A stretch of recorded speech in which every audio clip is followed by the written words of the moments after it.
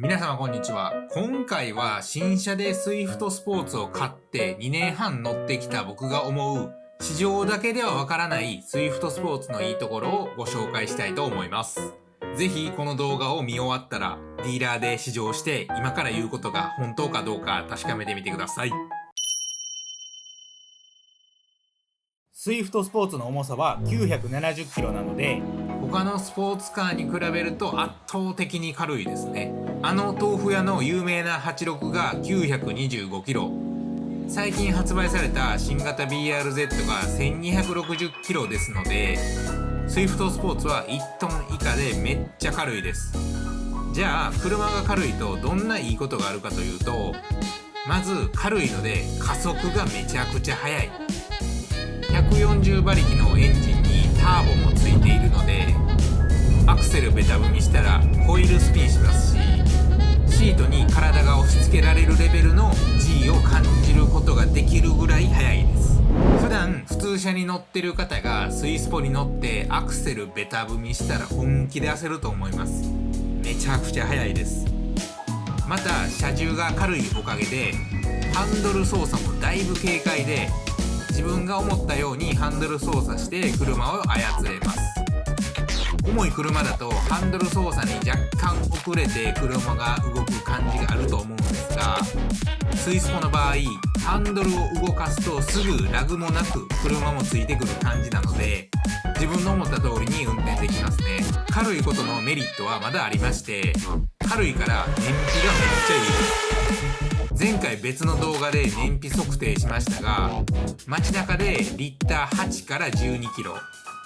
郊外でリッター 18.5 キロ、高速でリッター21キロと、まあ燃費がめっちゃいいです。だいたいメーカーのカタログの燃費って実際に乗ってみるとそこまで出ないことが多いんですが、スイスポに関してはほぼカタログ通り、高速道路に関してはカタログより燃費が良くなります。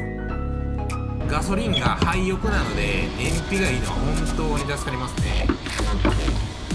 特に長距離運転するとかなり燃費が伸びるので、旅行行く時とかなかなか財布に優しいです。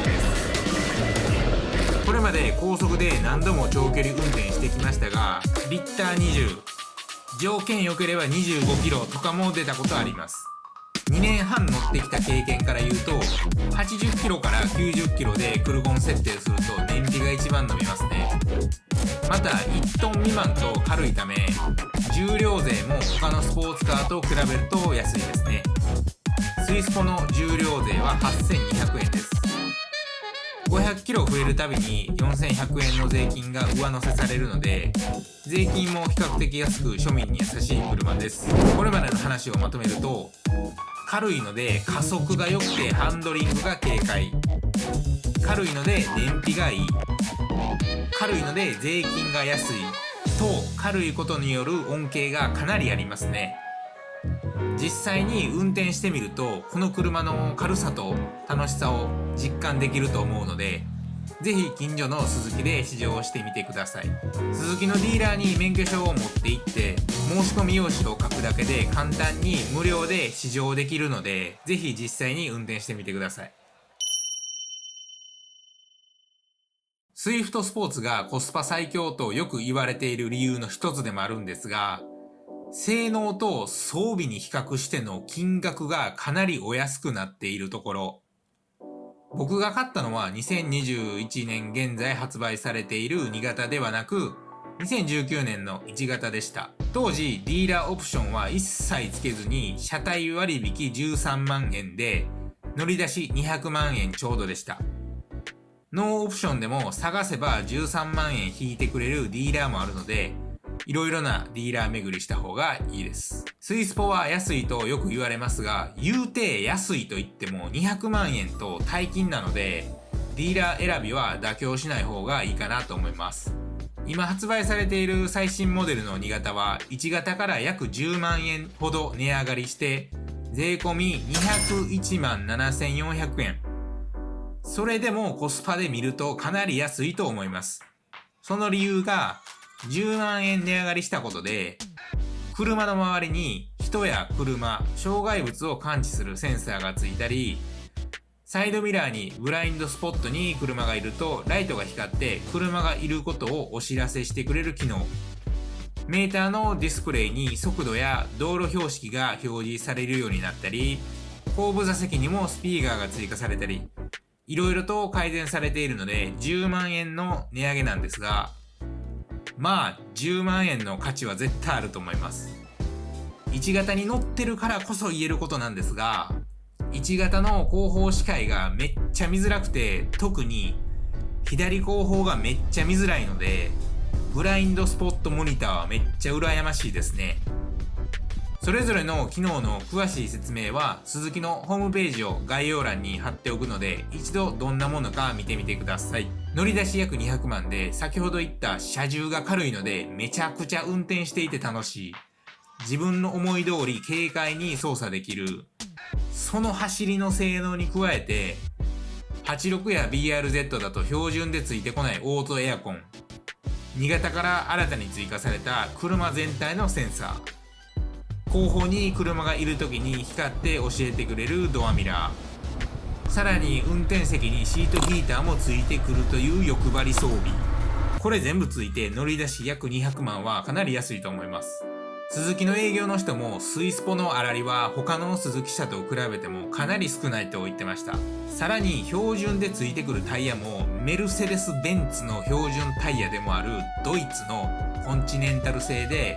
1本3万円ぐらいするめっちゃ高いタイヤも標準でついてきます。取り付け工賃とか全部含めると余裕で10万超えますね。あとは排気量と重量のおかげで税金も安く抑えられているので、毎年自動車税とか車検ごとに重量税とか税金を無駄に取られるので、お財布に優しいですね。乗り出し約200万でこれだけの快適装備と税金が安い、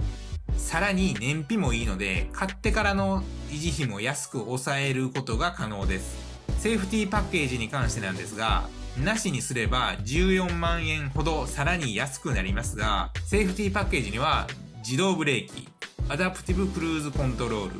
車線逸脱抑制機能、オートハイビームとかその他もろもろいろいろとついてきます。サーキットメインの方とかゴリゴリに改造して乗りたいって人はセーフティーいらないと思うんですが、日常生活メインの方はセーフティーパッケージはあった方がいいと思います。自動ブレーキがつくことで、いきなり前の車が減速した時にめっちゃうるさい音とメーターにブレーキと赤色で警告されるので安心ですし、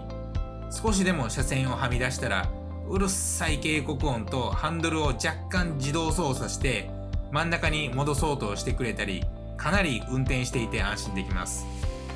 自動ブレーキが搭載されていれば自動車保険もさらに安くなったりとメリットは多いです。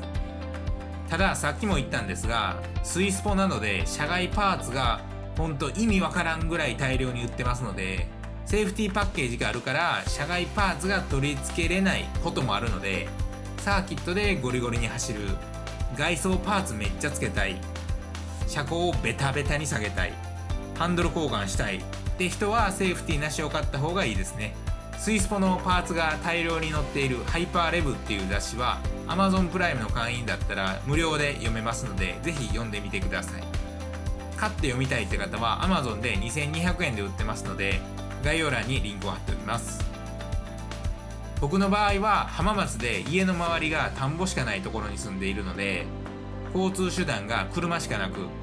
通勤日常生活で毎日運転するのでセーフティーをつけて正解でした。何より高速のクルーズコントロールと車線キープが楽すぎるので、遠出する機会が多い方は絶対にクルコンが使えるセーフティーパッケージ付きがいいですね。セーフティーが付くことで約14万アップなんですが、それでも税込み201万7400円なのでコスパ最強だと言われる理由ですね。全方位カメラ付きになると5万円さらに高くなります。これだけの装備がついて、かつ税金も安く燃費もいいので、ほんと庶民に優しいコスパ最強の車だと思います。スイフトスポーツは他のスポーツカーと比べて4ドア、車高が高いといったデメリットがあるんですが、実用性を考えるとメリットになるんです。というのも後部座席にはチャイルドシートを取り付ける金具も装備されているので、子育て世代のファミリーでミニバンが嫌だという方も乗れますし、